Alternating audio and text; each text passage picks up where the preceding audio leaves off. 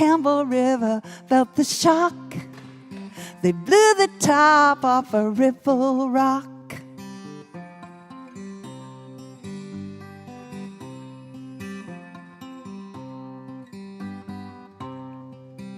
For 1,000 nights and 1,000 dark days, miners blasted their weary way. They tunneled down through Maud Island, under the channel where the Twin Peaks lay. They filled Old Rip with high explosive, with just one chance to blow it away. They waited till the tide was racing and held their breath on that April day. The top of a ripple rock.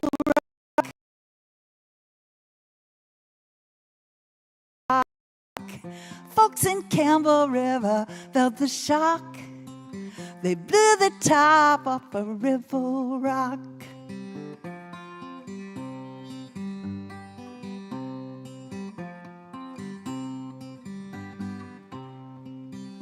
With a mighty roar, the rock erupted, shooting pieces a mile in the air.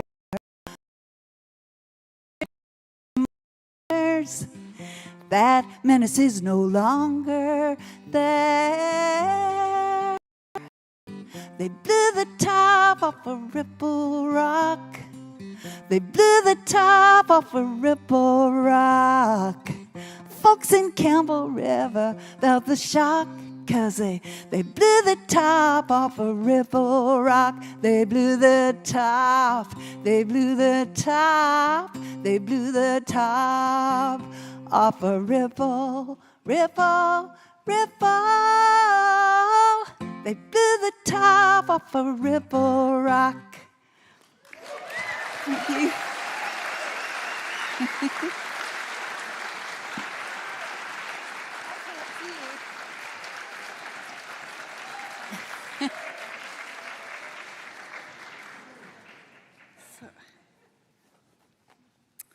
I know I had my capo here somewhere.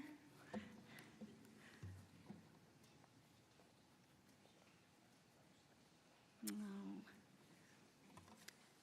Just have to try it. This is for my hero, Alexandra Morton, who is a marine biologist working. She did study whales in the Broughton Archipelago.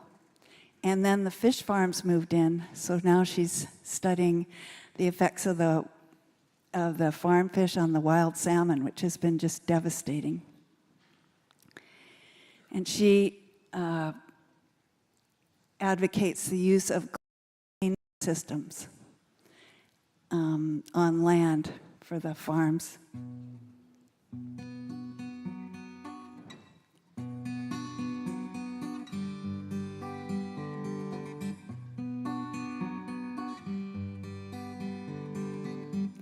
Pink salmon were everywhere before the fish farms came. They jumped so joyful in the air, like heavy rain. Everywhere.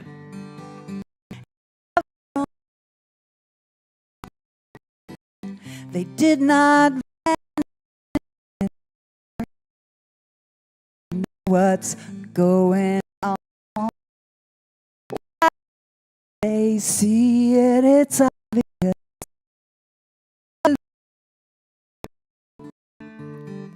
In the broad,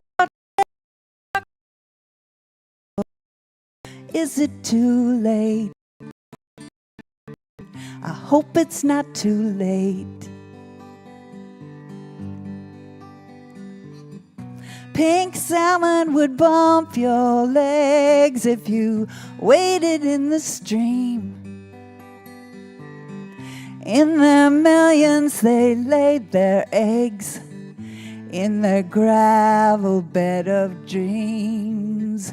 Pink salmon hatch in the spring and they head out for the sea. They have to pass through fish farm nets, hatcheries. Why can't they see it? It's obvious. What will it take? In the Broughton Archipelago, is it too late? I hope it's not too late.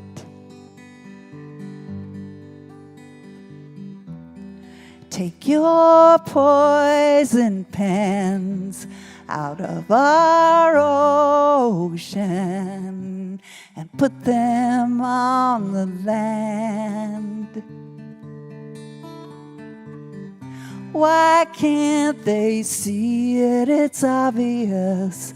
What will it take?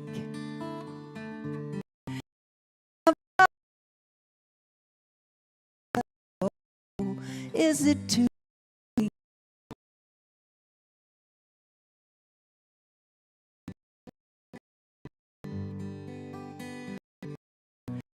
Salmon are tiny then, the scales are not quite formed.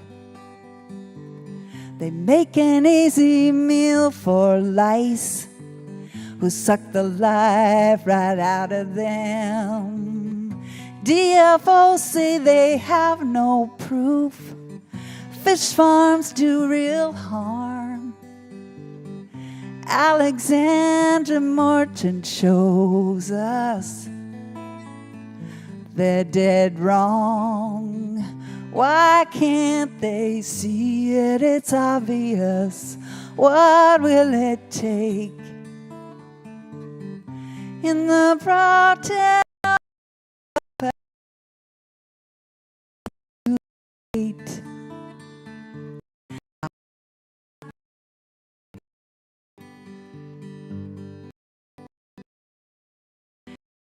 your poison pens out of our ocean, please. Thank you.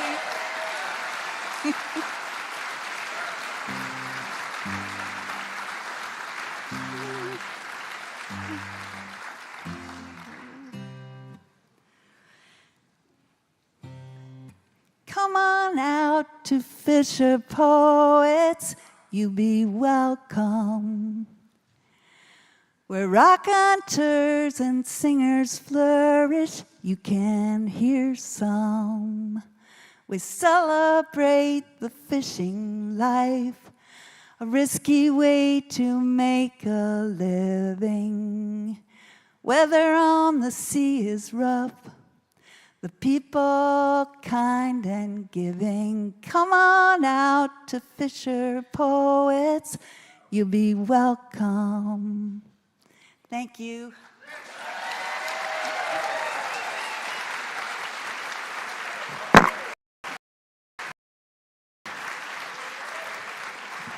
Thank you, Kathy Stack. Let's hear it once more for Kathy Stack. From our friendly northern neighbor, Canada. I know well the song Ripple Rock. I spent many years navigating through the water. And if you look it up on YouTube, they through an island next to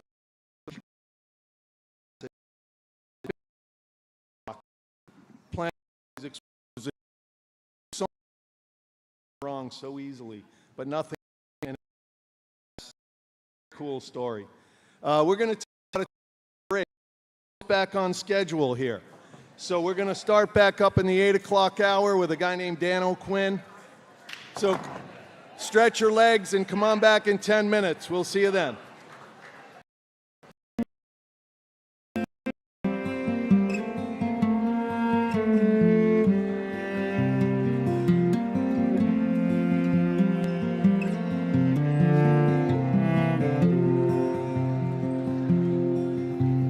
When was a little boy, my mother said to me, always fear the ocean storms and curse the sail. And among these woods, too far from the icy gale. And who should I now listen to when the chances all are gone? Ship in a bottle and a captain's chair, old coats you can't put on. And does it matter in the end when all but memory fails? I'll borrow stories that might have been and tell my finest tales.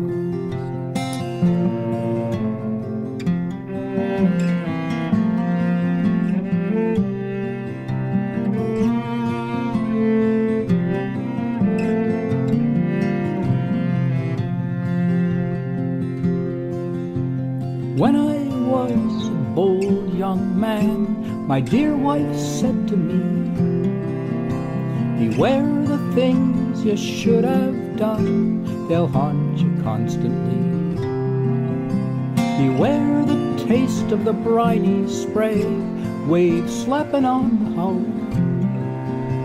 I know there's salt still in your blood, and you too know that well.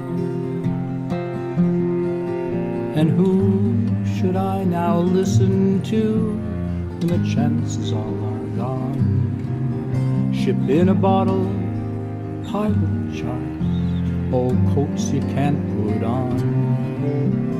Does it matter in the end when all but memory fails? I'll borrow stories that might have been and tell my finest tale.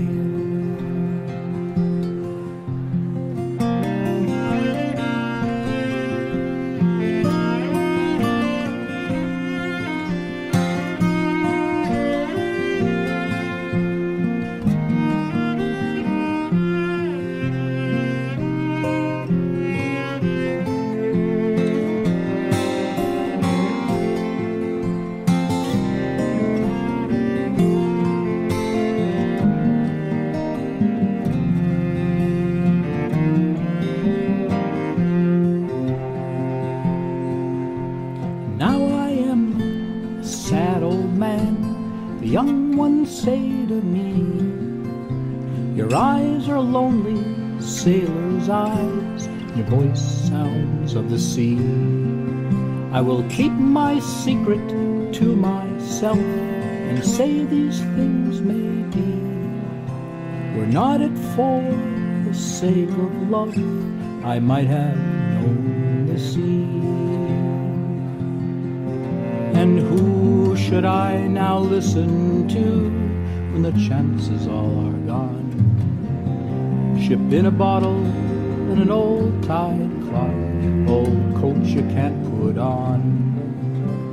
Does it matter in the end when all but memory fails?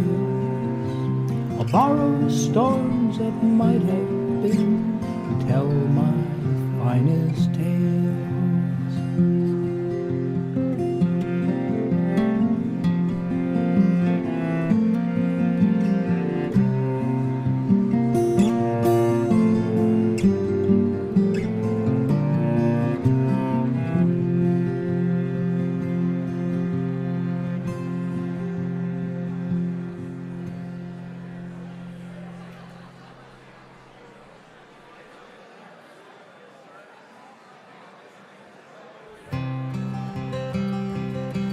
On the Isle of Martha's Vineyard lives a jack of many trades. He masters while he learns what's to be done. He's skilled upon the land and sea. He even knows the stars, you see. He sings his tales with heart to everyone. Now on this same dear island lives a Jill with many too. She's mastered all the hats, she's worn a ton.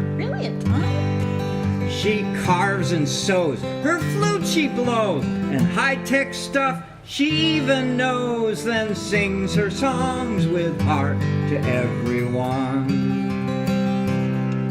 Now sometimes when two people, both capable and strong, get together, they rub each other wrong. They might think it's a test, a jealousy fest. Who's the best? When they really should just sit and sing a song.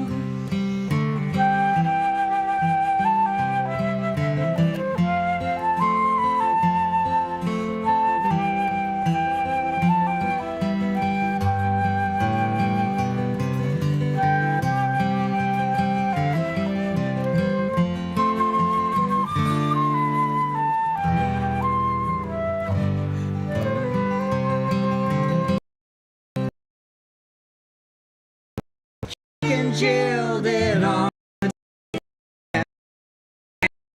how skills they learned were much the same. Oh, dang.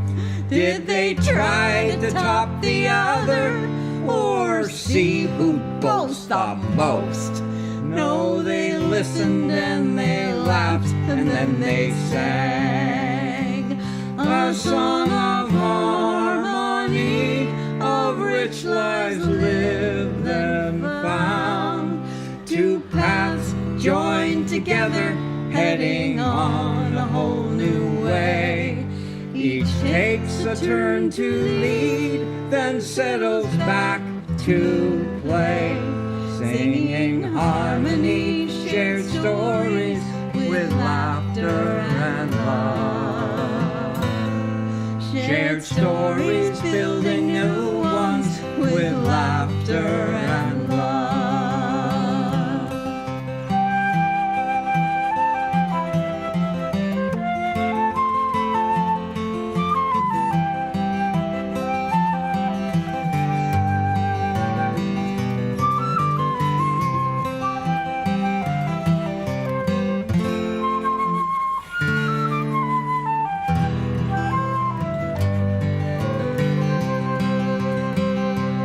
Singing harmony, shared stories with laughter and love.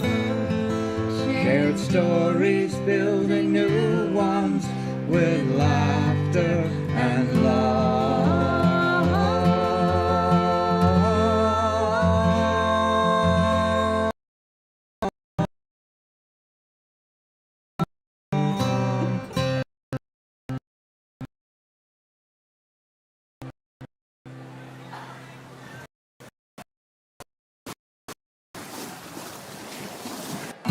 Oh Lord, same damn river. 40 years of working, all I had to give her. Hard on my back and it won't get better. Gonna put that riverboat down forever. Lord,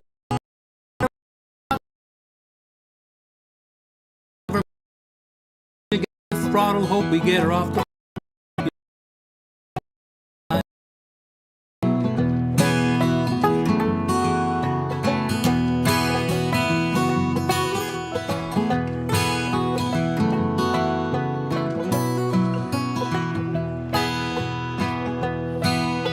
Hey Joe, you got any good news?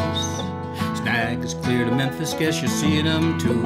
Snagging up the river till you hit Baton Rouge. Turtles in the furnace and there's mud in your shoes. Sunday morning and the wheel keeps pushing. Lady in St. Louis, she's the only one I'm missing. Okay, Wouldn't it be crew. nice to have a half a day of fishing before we put that? First of all, take a look at this great theater. Italian Renaissance, 12 murals depicting scenes from the Venetian canal. Hey, you don't find that every day. Okay, you ready for a real treat?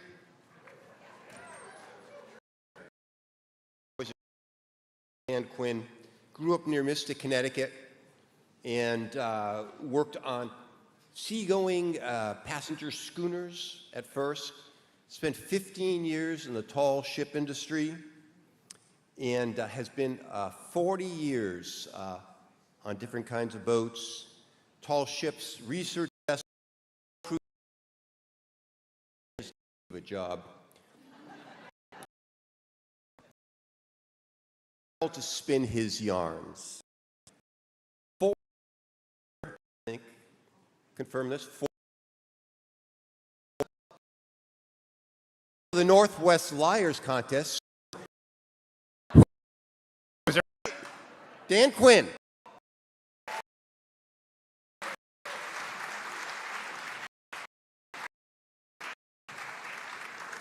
All right, jump 15 minutes, and I think I'm going to burn every one of them.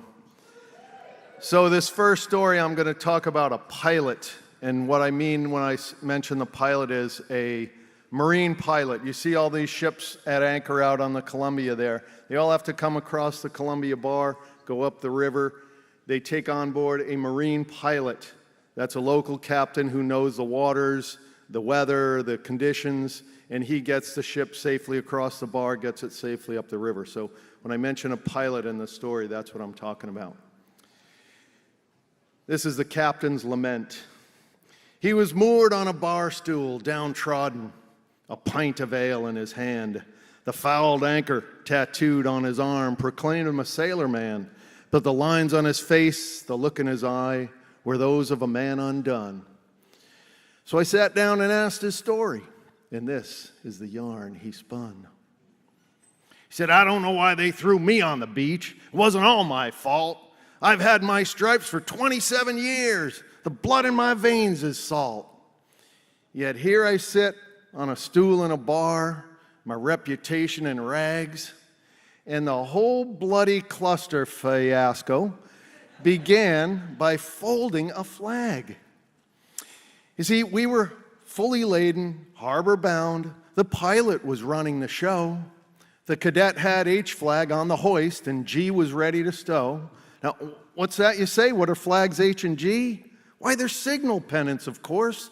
The G flag means I need a pilot, and H means I have one aboard. You know, you soak up knowledge when you go to sea that nobody knows on shore, like pennant codes and whistle signals, all that nautical lore. It's called seamanship, the maritime arts. It's your sailing badge of pride. But a guy has just one slight mishap, and all that gets tossed aside. Anyway, young Perkins, our plebe, had the pennant. He was striving to get a good fold. His knotted brow and puzzled look were comic sights to behold. So I grabbed one end. I said, this here's how it's done. You got to crease it just so. He gawped at me more puzzled than ever. Now let go, says I. Let go!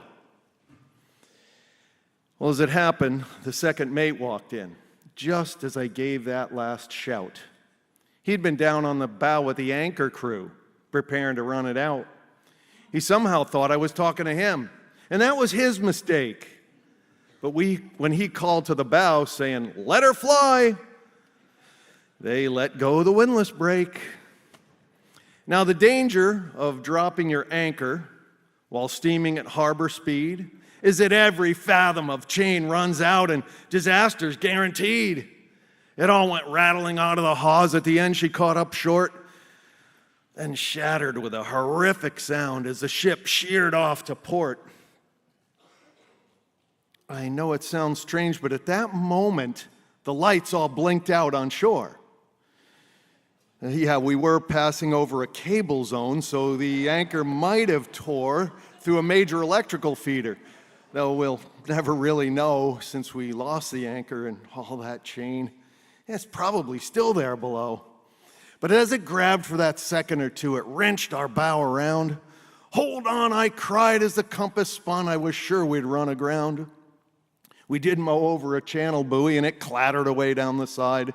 Steering got a little dicey as we fought a ripping tide. But we staggered off on a brand new course. The ship was still making way, and I saw we were bound for a river that fed down into the bay.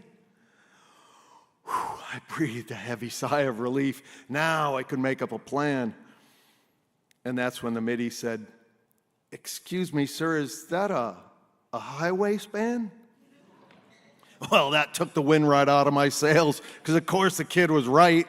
A swinging bridge that crossed the channel was heaving into sight. So I gave a jerk on the whistle cord to signal our intent.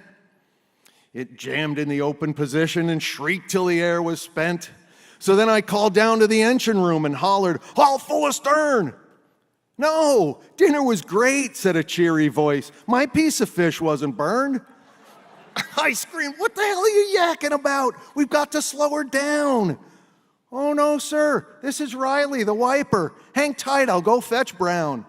Oh, now I'm freaking. I threw down the phone. It bounced back and barked my shin. "Hell's bells," I roared. "What more can go wrong?"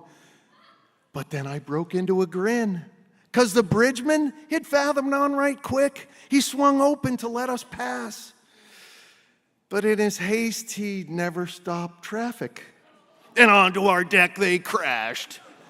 A livestock truck, 3 automobiles, and a school bus full of scouts were spilled and sprawling around on deck, the air full of groans and shouts.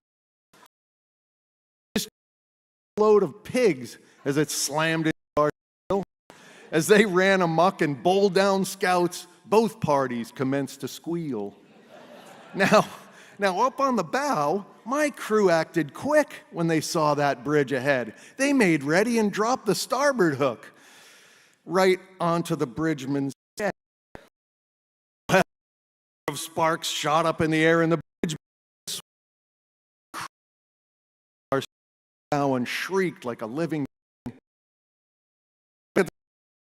We had other trouble as the ship ground to a halt, because our escort tug was following too close. And that was their skipper's fault.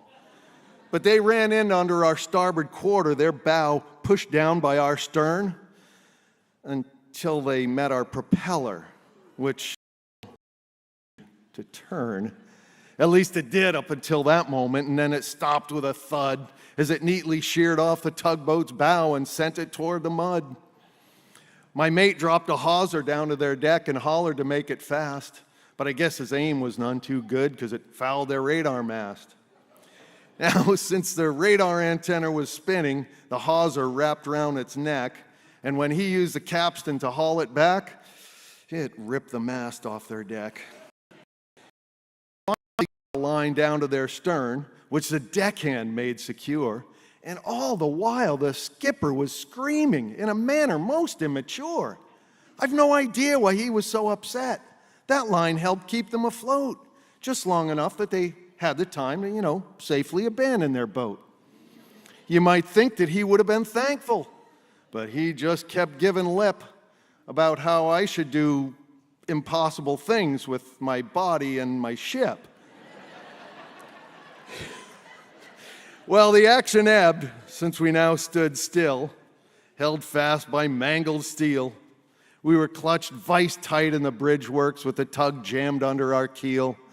The bridge house smoldered in a smoky haze, and lights winked on around the bay. And the Boy Scouts gathered up all those pigs as their good deed for the day. I grabbed the ship's log and took down names of all the parties involved, so my firm could collect for damages as the case became resolved. But did they appreciate my efforts? Oh, not by one little bit. When the company lawyers came on board, they just told me to pack my stuff. So here I sit on a stool in a bar, my reputation in rags. It's hard to believe that all that chaos began by folding a flag. And in the end, well, maybe it was our plight. If I the signal flags at night.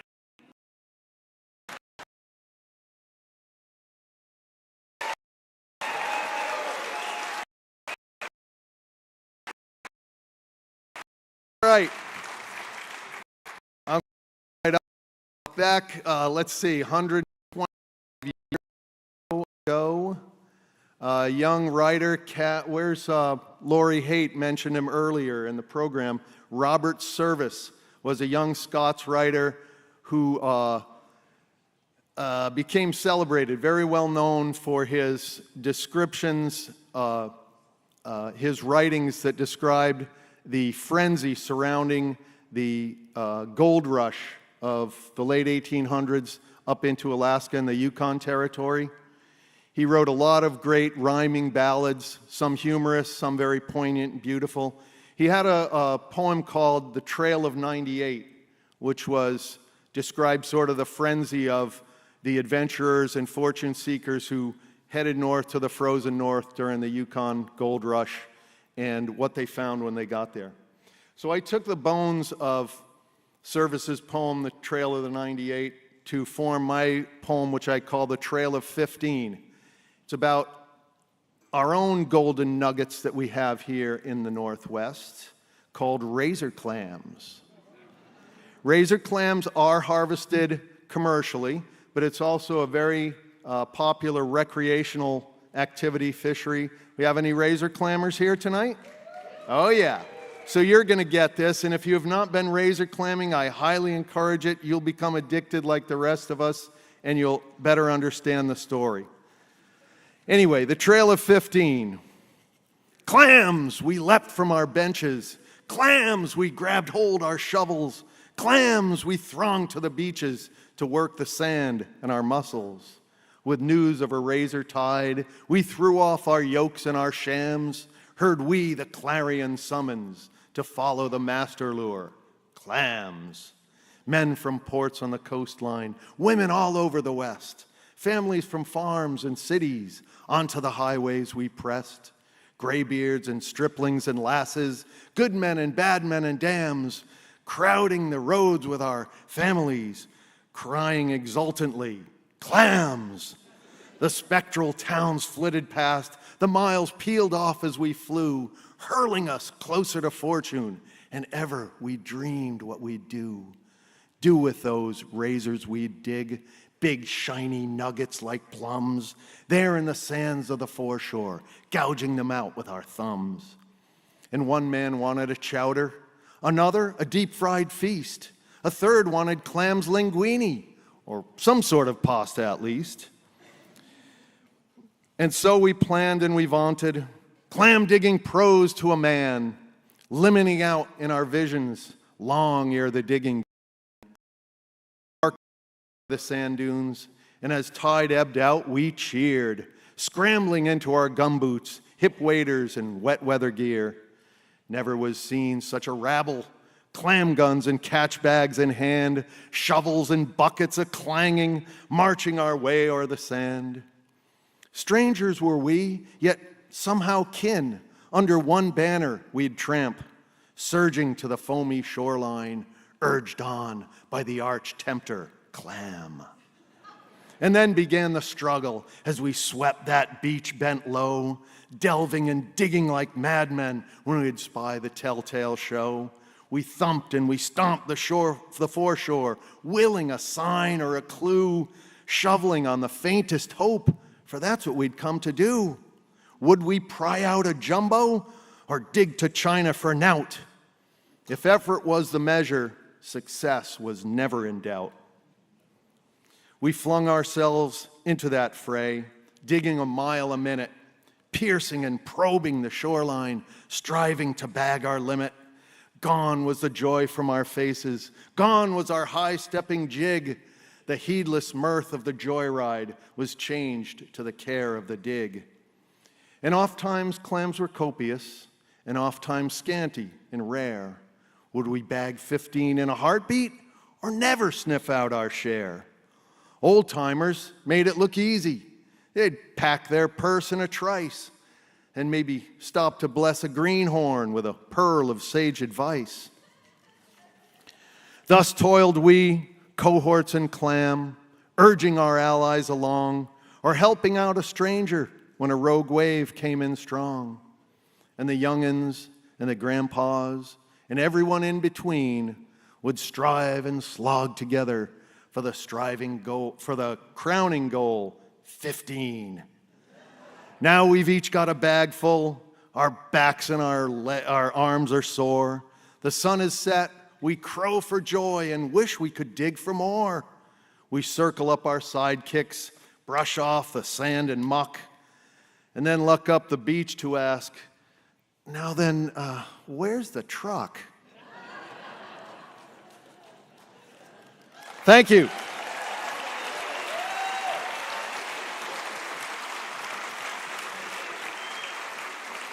All right, Wayno, you want to, I'm not even sure who our next reader is, but Wayno's going to come on up here and give us the word.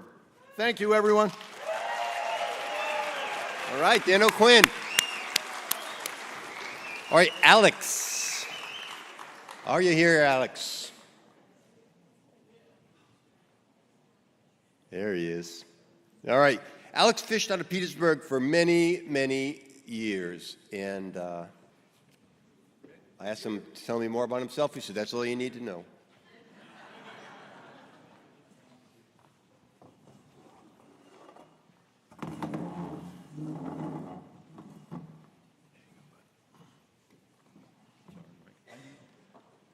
My wife's going to join me. Oh, okay. I'll need that, a vocal mic, and then another vocal mic right there. So this is for you. And as is this.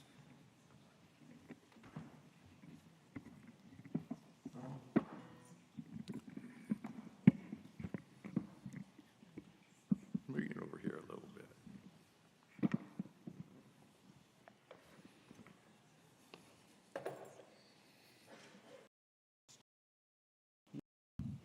About 5 feet tall.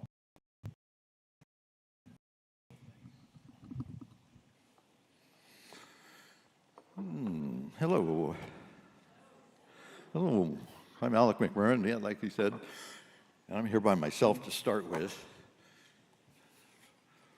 The other half of the songwriting team will be up here in a minute, but she leaves me up on my own here to start.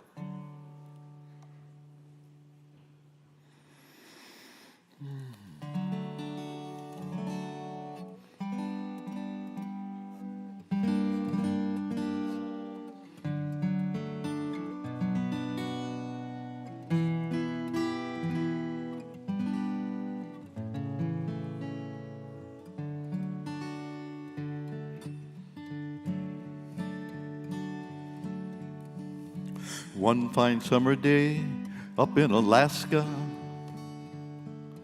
right up Chatham Strait at Hidden Falls, Hidden Falls.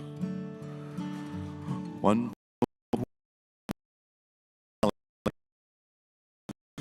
taking turns and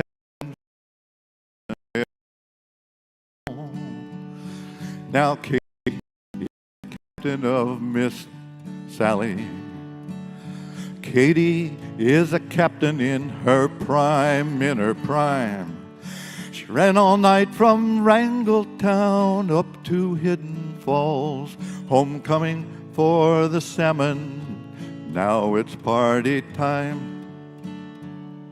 She had a somewhat saucy crew, only people wouldn't do. They took their furry friends along when they went to sea. Shadow Sassy Ruby, a kitten with no name, and Persephone.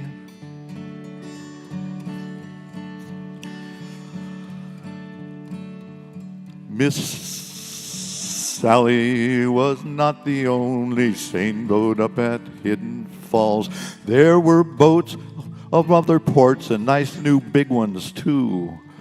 One raced ahead and took Miss Sally's turn. Captain Katie in her prime spoke gently to her crew.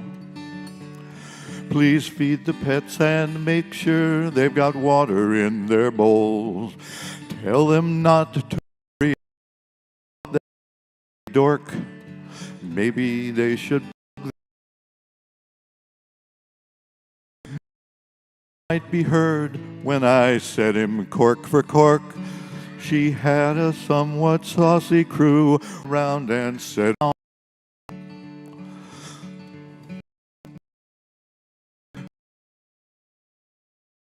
four legs and two they and they all came. Just tried to text and pout.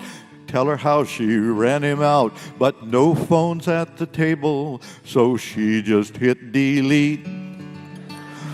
She had a somewhat saucy crew, only people wouldn't do. They took their furry friends along when they went to see Shadow, Sassy Ruby, a kitten with no name, and Persephone.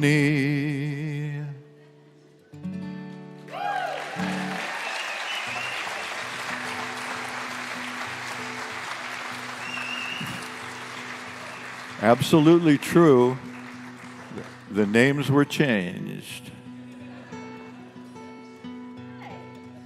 Hi, Nicole.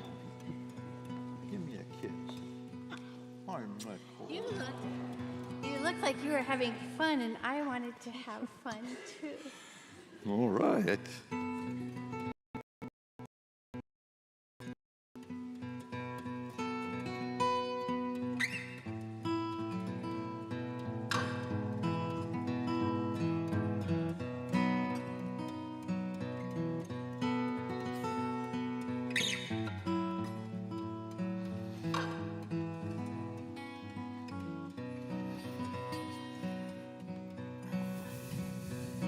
It's rough out on the ocean, hear that big swell breaking. Almost nice to hear that crashing sound, delusion or extravagant ambition. Let's just say to go round, throw off the line.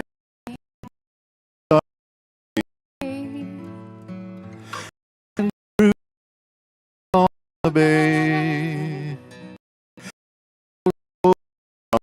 the stack is creeping up my back.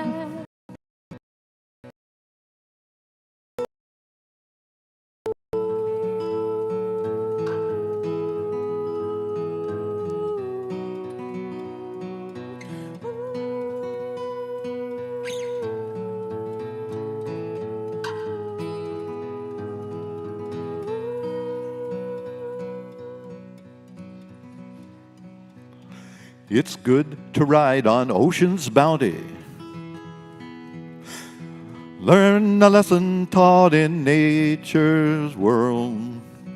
Know these days are long and lengthy,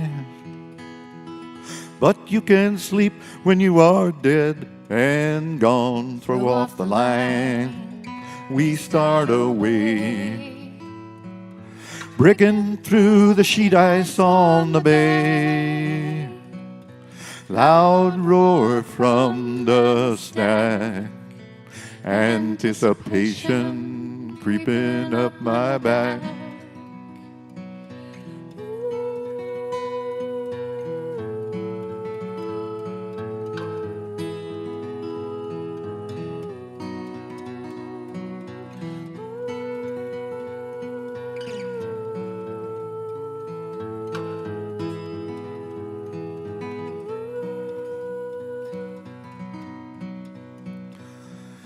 Late in life when you get old, say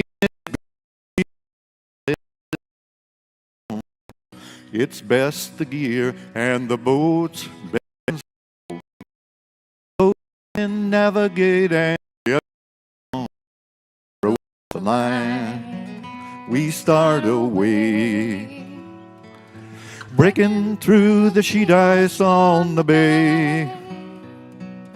Loud roar from the stack. Anticipation creeping up my back. Loud roar from the stack. Anticipation.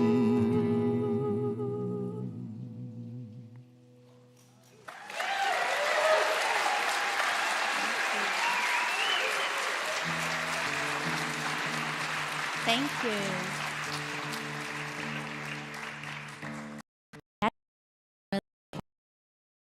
The heart of the chest. You're on.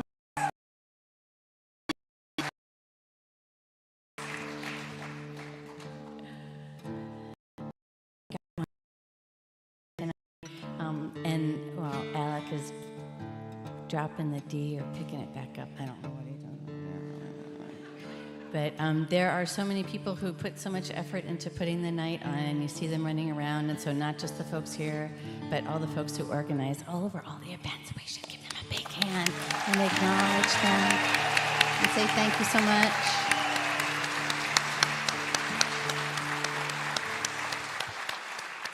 And all the grace that to give and receive. Thank you.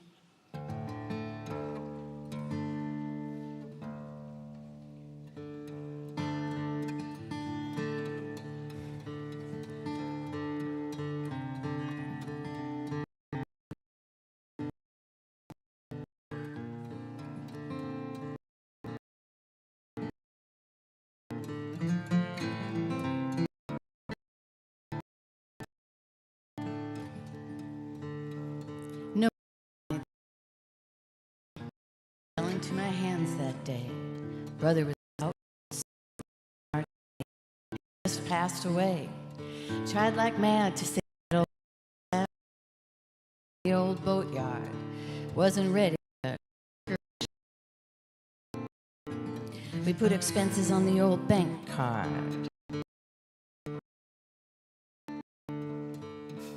I got some ballast at the city ice chute and headed up the inside coast. I climbed the ladder to the top house station where at the wheel stood Daddy's ghost. Fine, and if you get your dead ass moving, you well, ready or not, boys, here she's coming. Man, that boat, it was all messed up. The galley was a Coleman stove, and breakfast came in a coffee cup. We just got brother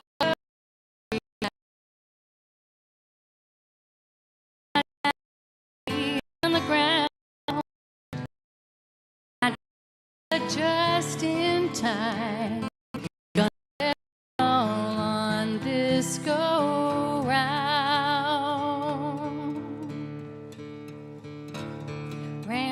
What do we do? Where'd we go? We headed up along the inside passage. Had a plan, gonna make it pay. We ran steady with a big spring tide and the stack on fire the whole damn way. Ran out of coffee, so we stopped in Sitka. All was ready, more or less.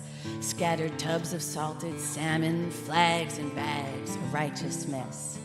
My brother and a friend of his, well, they were out back baiting gear, while I jerry-rigged the deck controls and we let go from the ancient pier. Time was short and we just kept moving, all the way to the fishing grounds. We needed strength, speed, and courage, and we bet it all on this go-round. So ready or not, boys, here she's coming. Man, that boat, it was all messed up. The galley was a Coleman stove, and lunch it came in a coffee cup. We just got brother out of rehab. We just got daddy in the ground. We got to Sitka just in time to bet it all.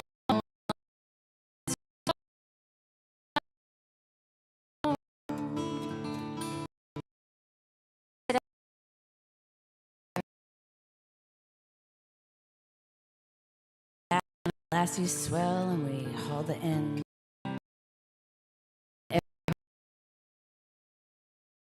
Couple, there were 2 or 3.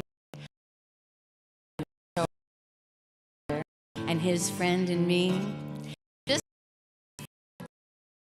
with all the freeboard would allow. The weather held and the price up. We settled up and headed home, but there's talk around time and bet it all on this go round. So ready or not, boys, here she's coming. Man, that boat, it was all messed up. The galley was a Coleman stove, Dinner came in a coffee cup. We just got brother out of rehab. We just put down. We got to sick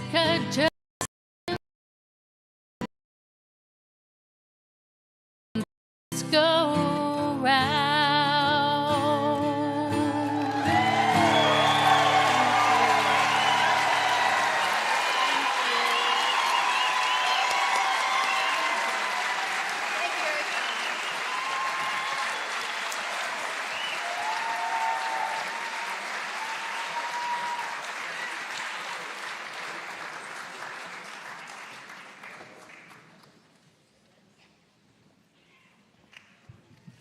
Woo, give it up for them, huh? Hey.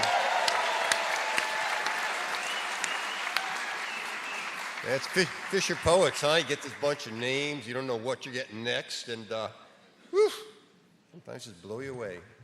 Okay, Kathy, you there? Yeah, come on up. Kathy Halgren, and she is a gill netter, has gill netted out of Cordova for many years.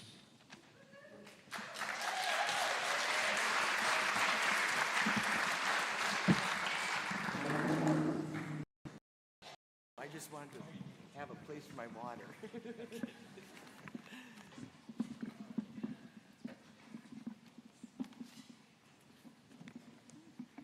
that good? All right. I'm Kathy Halgren. I fished the Copper River and Prince William Sound for more than 30 years. A woman in the fishery is fairly common these days, but when I started 50 years ago, the fleet was doubtful I would last. I attribute the change in the addition of women to automation. I didn't have the strength, the stamina, or the interest in repeatedly pulling 150 fathoms of net out of the water by hand, as fishermen had for more than 100 years.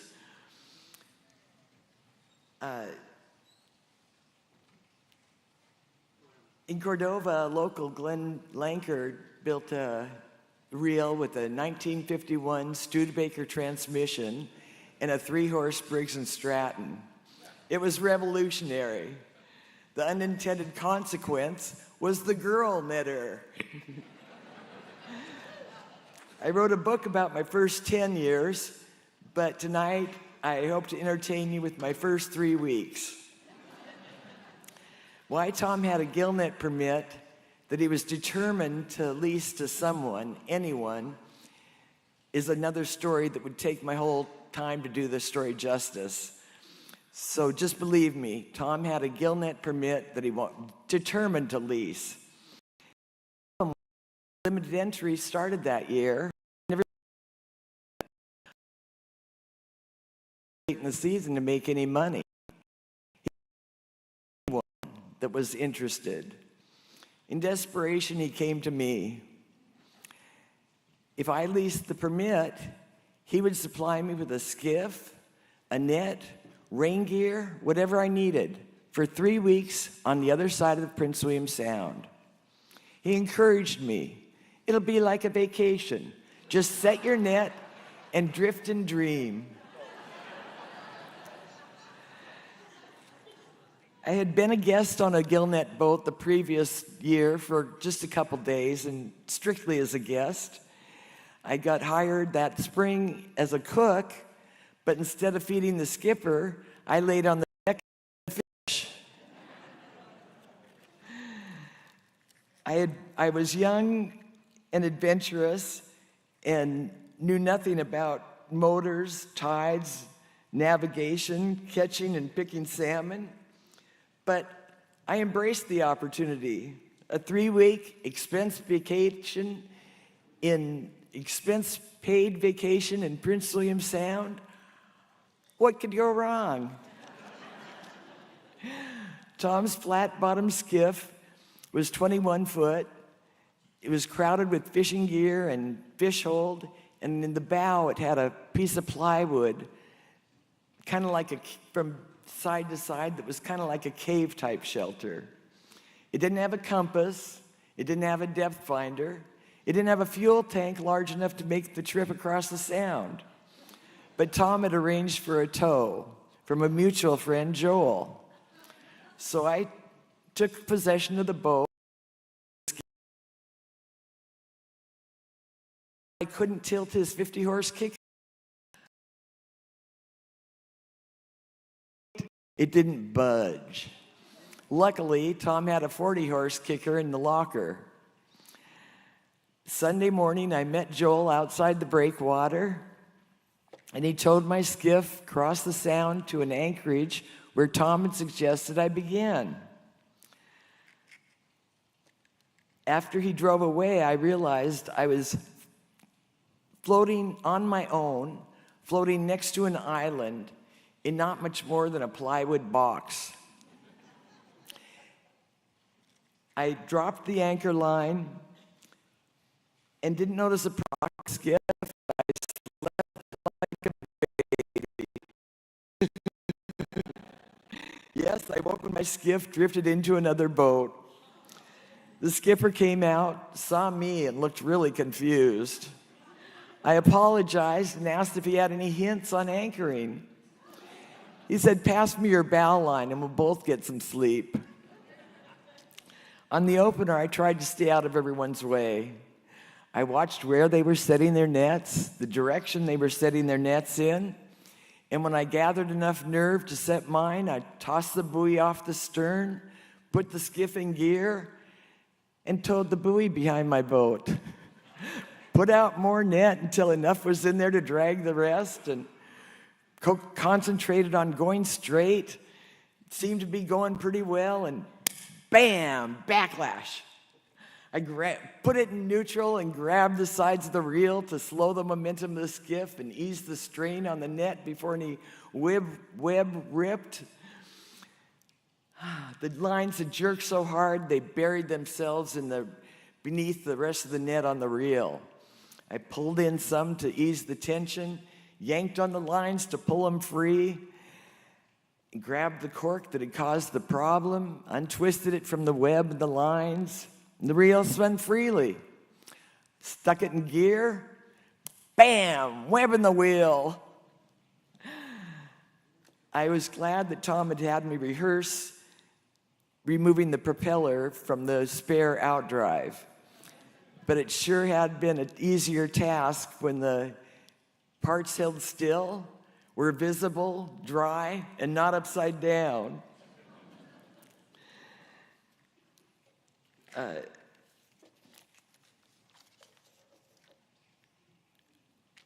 That was my first set. I continued to set my net without as many consequences. But by evening, I was exhausted. I needed to sleep for a couple hours. I went to where I'd anchored before, and I'd been told, if you try there again, go closer to shore. So I dropped my anchor, and it caught before I ran out of line.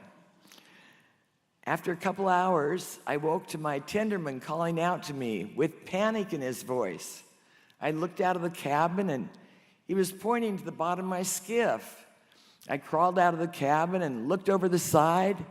Instead of water, I saw a green, moss-covered boulder that my skiff was sitting on.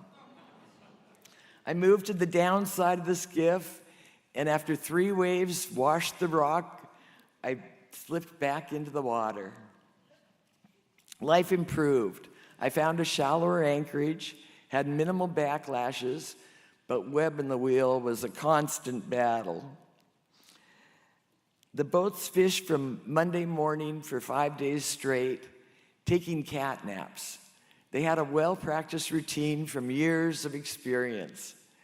Nothing about fishing was routine for me. And the questions that I asked, I proved most of my answers wrong. When I took a cat nap, I woke with my skiff, with my net wrapped around my skiff, or an iceberg so large I had to wait for it to melt.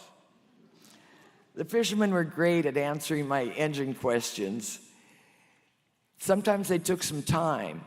I thought it was the difficulty of the question. But after I took some classes in auto diesel up in Anchorage, I understood how ridiculous some of my questions had been, and that the time was because they were rolling in their bunks, laughing so hard they couldn't talk. I think they put up with me for the entertainment. Mornings when the kicker and brigs were cold, I practically wore out my arms before they started.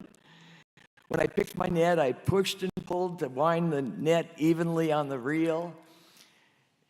By the end of 3 weeks, I had muscles developed I didn't know existed. I liked talking to people, but only had a short time to talk to the tenders each day.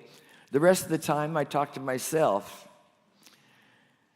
After 3 weeks, I was counting the days until I could walk on land, take a hot shower, eat someone else's cooking, and talk for hours to a variety of people. At 30 hours and counting, Fish and Game announced the season would remain open.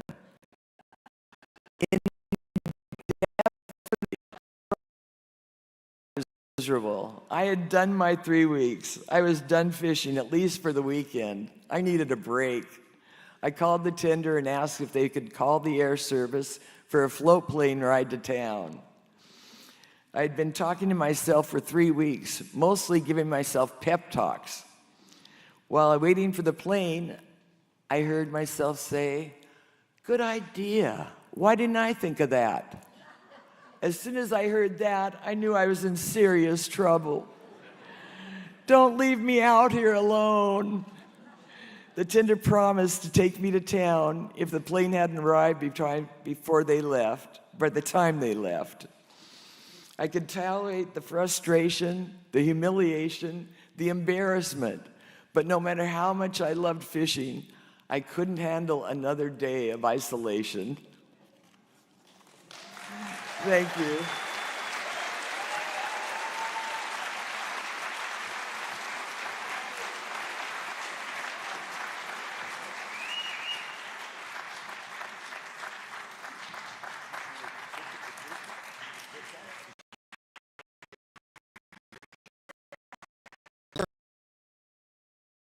It's open tomorrow, but And the cover is a photo from Bob Martinson, a lifelong gillnetter at Copper River. It's a great, Cheating great Death. picture. Kathy Helgen, go get it. Okay, thank you. All right, we take a little break, and we've put another set behind us.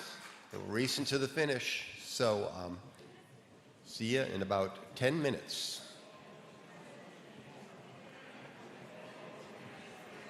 Come all young sailormen, listen to me. I'll sing you a song of the fish in the sea. Blow, ye winds, westerly, westerly blow. We're bound to the southward, so steady she goes. First comes the whale, the biggest of all. He went up aloft and let all the sails fall. Blow, ye winds, westerly, westerly blow. We're bound to the southward, so steady she goes. Now up comes the mackerel with his striped back. He stands up on deck and calls, "My name is Jack." Blow, ye winds, west, bound to the southward, so steady she goes. Well, next comes the bluefish, he's a wagging his tail. He yells at us all, "Time to make sail." Blow, ye winds, westerly, westerly blow. We're bound to the southward, so steady she goes. Now next comes the flatfish, and we call him Skate. If you'll be the captain, then I'll be the mate. Blow, ye winds, westerly, westerly blow. We're bound to the southward, so steady she goes. Well, up comes the codfish with his chuckle head.